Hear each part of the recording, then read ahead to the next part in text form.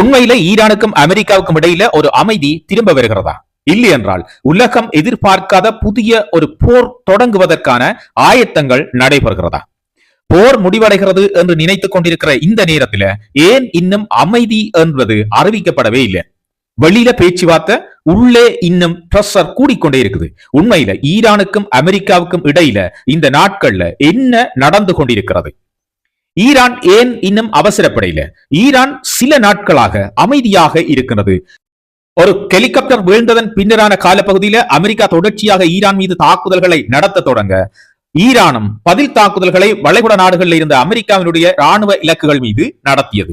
பின்னர் திடீரென அமெரிக்காவினுடைய பிரசிடென்ட் டொனால்ட் ட்ரம்ப் அவர்கள் இந்த தாக்குதல்கள் எல்லாம் நிறுத்தப்படுது, நாங்கள் ஒரு பேச்சுவார்த்தைக்கு வாரம், ஒரு ஒப்பந்தம் நடைபெறப் போகின்றது என்று சொல்லி இருந்த இந்த நிலைமையில ஈரான் பேசாமல் இருக்குது. மந்தமான ஒரு நிலைமையில இந்த நாட்களை கடத்தி கொண்டிருக்குது.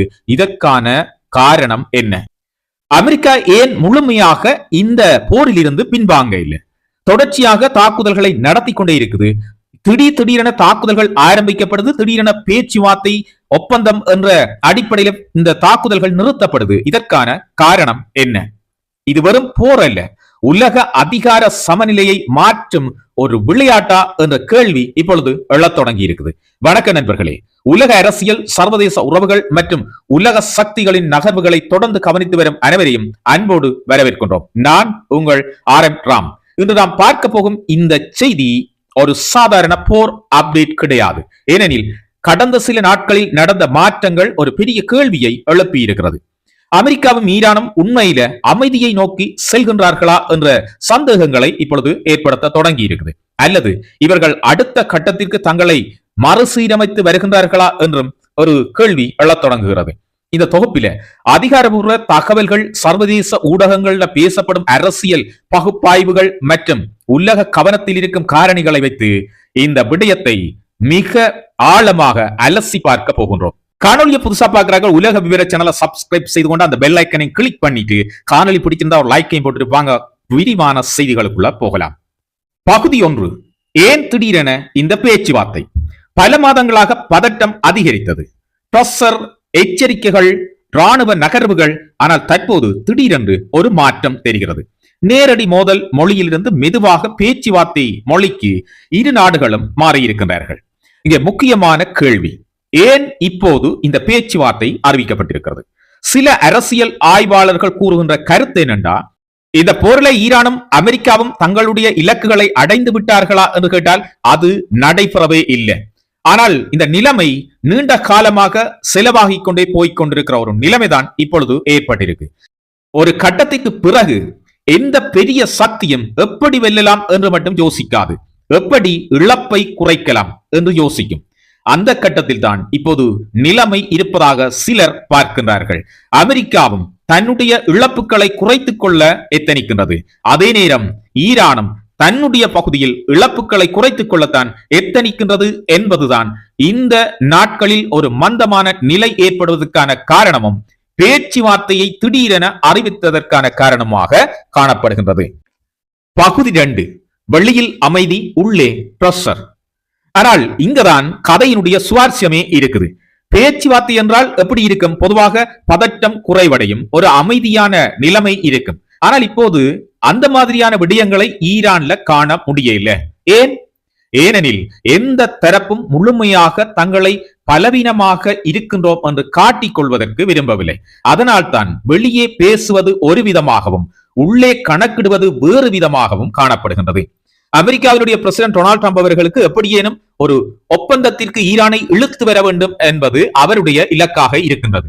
அதே நேரத்தில் அமெரிக்கா இந்த யுத்தத்தினால் பல 100 மில்லியன்களை தொடர்ச்சியாக இழந்து கொண்டிருப்பதையும் அவர் விரும்பவில்லை.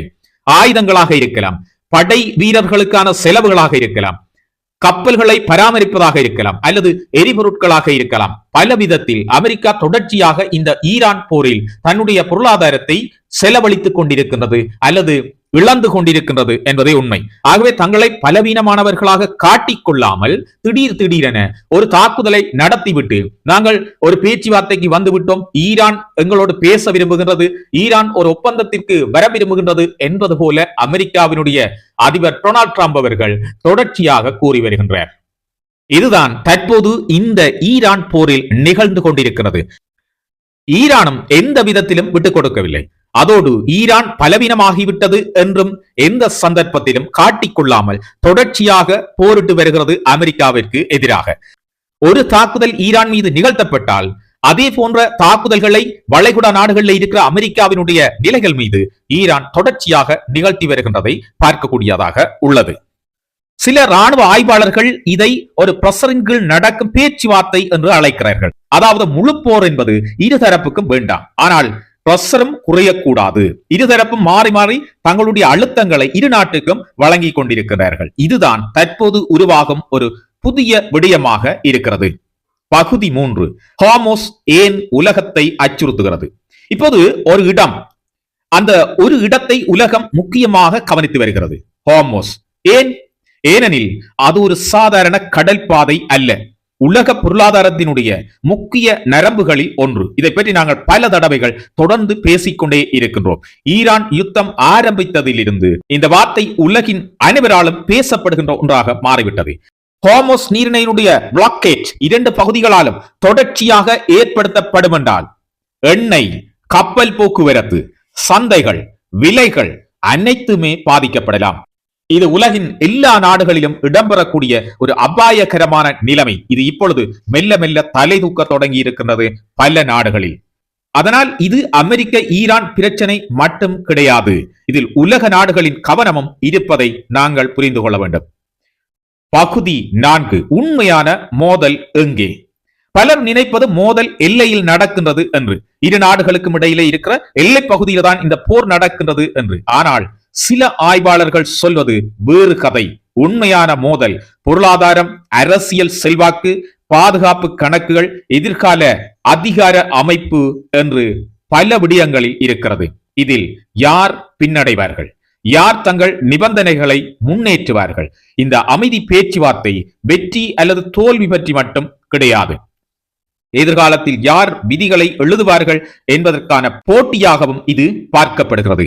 ஆகவேதான் அமெரிக்கா பேச்சுவார்த்தை, ஒப்பந்தம், கைச்சாத்திடல் போன்ற வார்த்தைகளை பேசும்போது ஈரான் அதிலிருந்து மெல்ல விலகி வேறு கதைகளை பேசிக் கொண்டிருக்கின்றது. பகுதி 5, அடுத்து வருகின்ற 72 மணி நேரம் ஏன் முக்கியமானவை?